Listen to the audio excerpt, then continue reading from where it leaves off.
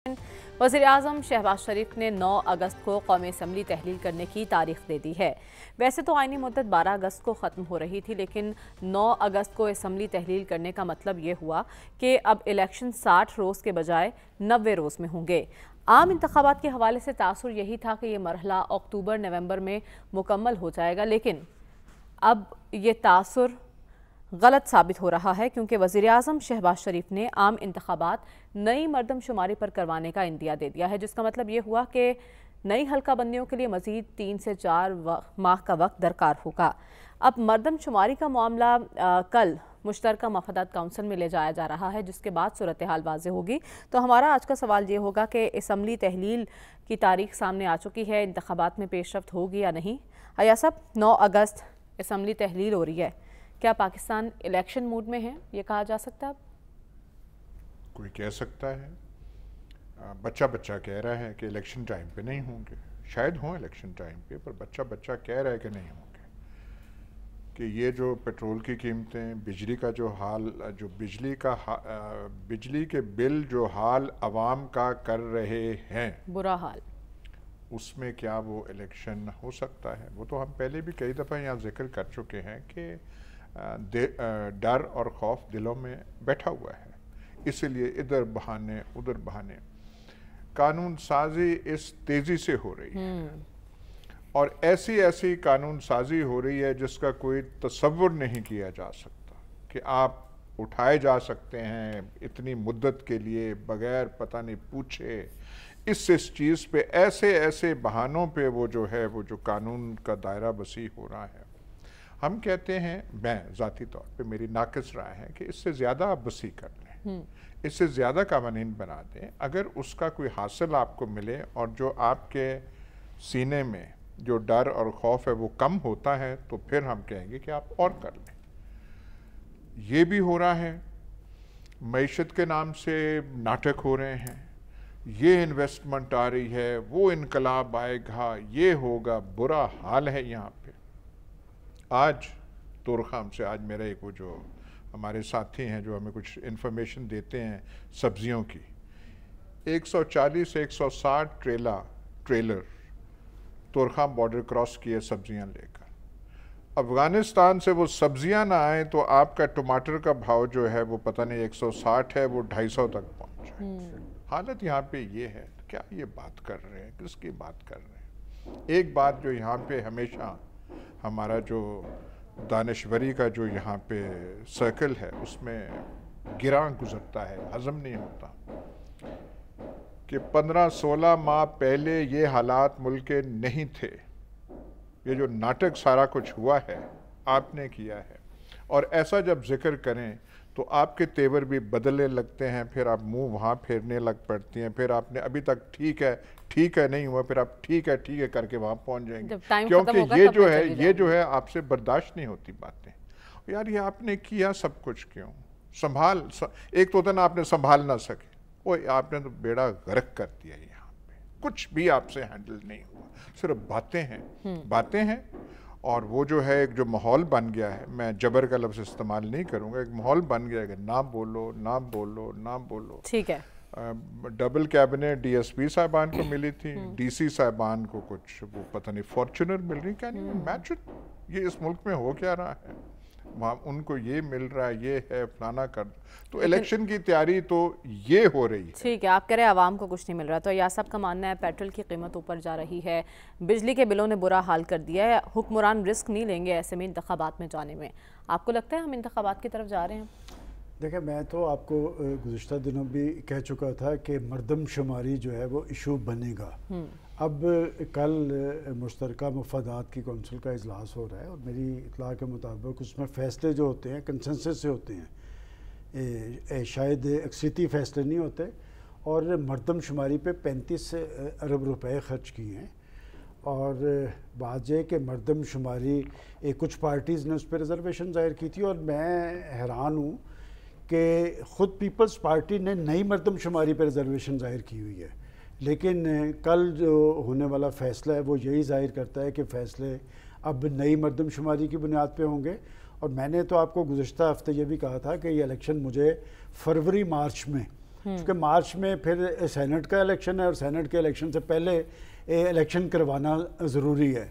अब बात है कि ये बातें जिन इश्यूज़ की बात की जा रही है ये पाकिस्तान के रियल इश्यूज़ हैं। आज अगर पेट्रोलियम, बिजली, गैस, ये सारे ये हकीकत है और ये इख्तियार हमें पाकिस्तान की हुकूमतों के पास नहीं है। ये हमने इख्तियार IMF को दिया था और फिर आपको याद है हम इसी प्रोग्राम में वो जो एक साहब मामले खसूसी थे एक प्राइम मिनिस्टर के, जिन्होंने पेट्रोलियम पे कोई 300-400 अरब का टीका लगा दिया था, जिस पे प्राइम मिनिस्टर साहब ने एक कमीशन बना दिया था कि तहकीकात करवानी थी कि प्राइम मिनिस्टर ऐलान कुछ कर रहा था और वो मामले खसूसी कुछ कर रहे थे। लोगों के इश्यूज़ यही हैं और क्या पाकिस्तान की जो पॉलिटिकल फोर्सेस हैं उनको इस अमर का इदराक है कि अवाम किस सूरत हाल से दो चार हैं, वो किसके रहमो करम पे हैं। और ये बात भी दुरुस्त है कि एक तरफ तो भूख, नंग और पसमानदगी है और दूसरी तरफ गाड़ियों की ख़रीदारी का अमल है। और बात यह कि हम बार बार यहाँ पर कह चुके हैं, क्या इन बातों का किसी पर असर हुआ कि वो जो हम कहते हैं कि जी अशराफिया पे $17.5 अरब उनकी मरात पर खर्च होते हैं, किसी की मरात पाकिस्तान के अंदर कम हुई है और बाजे के मरात याफ्ता तबकात उनकी कोई परेशानी नहीं है। देखें मतवस्त तबका पाकिस्तान के अंदर ख़त्म होकर रह गया है और बिजली के बिल, जुलाई के बिजली के बिल आ रहे हैं ना, और बिजली के बिल के गुज़िश्ता माह के मुकाबले पे कितने आ रहे हैं। और मुझे याद पड़ता है कि पीपल्स पार्टी की हुकूमत के आखिरी दिनों में उन्होंने भी कहा था कि बिजली मिलेगी और सस्ती मिलेगी, तो मैंने उस वक्त कहा था कि जिस घर के अंदर बिजली का बिल जाएगा वहाँ पर आपको खैर पड़ने वाली नहीं। और अब भी मैं समझता हूँ कि इस जुलाई का बिजली का बिल जिसके घर जाएगा वहाँ से खैर पड़ने वाली नहीं। और जब हम हुक्मरान इत्तेहाद की बात करते हैं, अजीब मामला है कि आप ज़मीनी हक़ाइक़ देखें कि कोई पार्टी भी इस वक्त इलेक्शन की तैयारियों में नहीं है। आप अगर हुक्मरान पार्टी देख लें, दूसरी तरफ आप इंतखाबी में इनका माहौल क्यों नहीं नजर आ रहा? इसका मतलब एक गैप है पाकिस्तान के पॉलिटिशियंस में और पाकिस्तान के अवाम में। और लोग बेचारे आते हैं अपना हक के रायदही हमेशा सियासतदानों को सुपुर्द करते हैं। वो समझते हैं कि ये आएंगे तो पाकिस्तान के अंदर तब्दीली भी आएगी, ये आएंगे तो पाकिस्तान के अंदर इस्लाहात होंगी, यहाँ पर 1 करोड़ नौकरी मिल जाएगी, 50 लाख घर मिल जाएंगे, ये बिजली के बिलों में राहत हो जाएगी, इंतजामी इस्लाहात होंगे और अदालतों से आपको इंसाफ मिलेगा। बात है कि ये सब कुछ मेरे ख्याल हवाओं में करने वाली बातें हैं, हवाओं में तहरील हो गई हैं। लोग इस वक्त मसाइल की और महंगाई की आग में जल रहे हैं और उनके जख्मों पे कोई भी मरहम रखने वाला नहीं। ठीक है, तो डॉक्टर साहब सलमान साहब कह रहे हैं कि मरदमशुमारी का इशू बड़ा इशू बनने जा रहा है, लेकिन सवाल ये है कि नई हल्का बंदियों के लिए आइन के आर्टिकल 51(3) में तरमीम करना पड़ेगी, जो कि अगर असम्बली तहलील होगी तो मुमकिन नहीं होगा।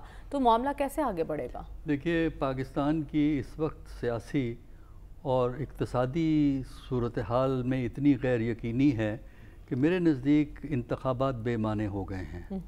पाकिस्तान की बेहतरी, या मैं ये कहूँगा कि पाकिस्तान को एक फंक्शनल स्टेट, इस वक्त पाकिस्तान डिसफंक्शनलिज़म, यानी वो कि रियासत, डिसफंक्शनलिज़म से हमारी मुराद होती है कि रियासत अपने बुनियादी फ़राइज़ सर अंजाम नहीं दे पाती। रियासत होती है अपनी जगह, अदारे होते हैं, लीडरशिप होती है, गवर्नमेंट्स होती हैं, लेकिन जो रियासत का एक बुनियादी फ़र्ज़ होता है, ज़िम्मेदारी होती है, वो रियासत अदा नहीं कर पाती। पाकिस्तान इस स्टेज पे पहुंच गया और इसको बचाना जो है, इस स्टेज से आगे और ख़राबी पैदा होगी, इसको बचाने के लिए बहुत ज़्यादा अहम फ़ैसलों की ज़रूरत है। लेकिन मेरा नहीं ख्याल कि इस वक्त पाकिस्तान की leadership, political leadership, security leadership, उनमें एक लॉन्ग टर्म थिंकिंग मौजूद है। इमीडिएट नीड्स की वजह से ये मामलात जो हैं वो किए जा रहे हैं। उसमें मिसालें मैं दे देता हूँ आपको। केयर टेकर प्राइम मिनिस्टर का सिलेक्शन हो रही है। पार्टियों की कोशिश ये है कि केयर टेकर प्राइम मिनिस्टर उनका हम ख्याल, उनकी पार्टी का बंदा आ जाए, जबकि केयर टेकर का तस्वुर जो पाकिस्तान में लाया गया था ख़ासकर 18वीं तरमीम के बाद, वो ये था कि केयर टेकर एक नॉन पार्टीजन हुकूमत होनी चाहिए। केयर टेकर वो हो जिसकी आइडेंटिफिकेशन बराह रास्त किसी सियासी जमात से ना हो। जो आजकल नाम चल रहे हैं उनमें से बेशतर सियासी आइडेंटिफिकेशन हम बात करेंगे आगे चल के डॉक्टर। चलिए खैर, अच्छा, अब उसके बाद आप जो है ना, आप जो है ये काउंसिल ऑफ कॉमन इंटरेस्ट, इस वक्त ज़बरदस्ती इसकी मीटिंग की जा रही है और इसमें भी जो है ना, अगरचे आइन में लिखा हुआ नहीं है, लेकिन इसकी स्पिरिट को भी वायलेट किया जा रहा है क्योंकि इसमें 2 प्राइम चीफ मिनिस्टर बैठेंगे जो इलेक्टेड नहीं है। और ये भी स्पिरिट की वायलेशन है, कॉन्स्टिट्यूशन में अगरचे नहीं लिखा हुआ। यही तो प्रॉब्लम है हमारी कि हम आइन को, जमहूरियत को, असूलों को, फंडामेंटल राइट्स को उनके तनाज़र में नहीं देखते, उनकी स्पिरिट के हवाले से नहीं देखते। अगर ज़रूरत है हमें तो फंडामेंटल राइट्स बहुत अच्छे हैं, अगर ज़रूरत नहीं है तो हम गिरफ्तारियां करते चले जाएंगे। एक कोर्ट बेल देगी, दोबारा गिरफ्तार कर लेंगे, तीसरी बार गिरफ्तार कर लेंगे। और ये चीज़ें लॉ नए जो पास किए हैं, 1-2 लॉ, अब चलिए उसका एक बड़ा अच्छी बात यह है कि अगर प्रेसिडेंट उसमें साइन नहीं करेगा वो ऑटोमेटिकली ख़त्म हो जाएंगे क्योंकि असेंबली नहीं होगी। जो आपने पॉइंट रेज किया है, अव्वल तो काउंसिल ऑफ कॉमन इंटरेस्ट इस पे एग्री नहीं करेगी, अच्छा, पॉपुलेशन पे। और अगर एग्री भी कर जाती है और अगर फ़र्ज़ कीजिए सूबों की सीटों में फ़र्क पड़ जाता है तो वो उसके लिए कॉन्स्टिट्यूशनल अमेंडमेंट की ज़रूरत है, जिसका आपने तज़करा किया है। और कॉन्स्टिट्यूशनल अमेंडमेंट जब असेंबली नहीं है, आप कॉन्स्टिट्यूशनल अमेंडमेंट नहीं कर सकते। इसका मतलब इलेक्शन आप नई आबादी के तहत कर ही नहीं सकेंगे। तो इसलिए मेरा ख्याल है एक लॉन्ग टर्म पर्सपेक्टिव में चीज़ें देखना चाहिए। और एक और बात जिसका मैं क्विकली तज़करा जो है वो करना चाहता हूँ कि गवर्नमेंट ख़त्म हो रही है ना, वैसे एक बड़ा लतीफ़ा हो कि आपने कभी गौर नहीं किया, 9th को ख़त्म करना चाहते हैं ना, अगर असेंबली के कुछ मेंबरान, मुकर्ररा तादाद के मेंबरान एक वोट ऑफ नो कॉन्फिडेंस डाल दें प्राइम मिनिस्टर के अगेंस्ट, अच्छा, तो असेंबली डिसॉल्व नहीं हो सकती। फिर 12 तारीख को ख़त्म होगी और जब 12 तारीख को ख़त्म होगी 60 डेज में इलेक्शन करवाना पड़ेगा। मशवरा दे रहे हैं। तो ये एक बहुत बड़ा लतीफ़ा बन सकता है अगर कोई मेंबरान को सूझ जाए। लेकिन हमारे मेंबरान की तो इस वक्त मसरूफियात कुछ और हैं। देखिए इस वक्त हम एक और चीज़ देखने वाली चीज़ है, हमारे जो है ना गवर्नमेंट बड़ी स्कीमों की इफ्तिताह कर रही है। आज भी प्राइम मिनिस्टर ने इफ्तिताह किया है। अच्छा, फिर लैपटॉप तकसीम हो रहे हैं, सरकारी इश्तिहार छप रहे हैं कि कारनामे 15 महीने के। लेकिन जब ये हुकूमत चली जाएगी तो फिर ये काम कौन करेगा? काम करेगा। अब फिर ये हम सुन रहे हैं कुछ एलोकेशन मेंबरान को भी करनी है, उन्होंने एलोकेशन तो की है, डिस्ट्रीब्यूशन का हमें नहीं पता।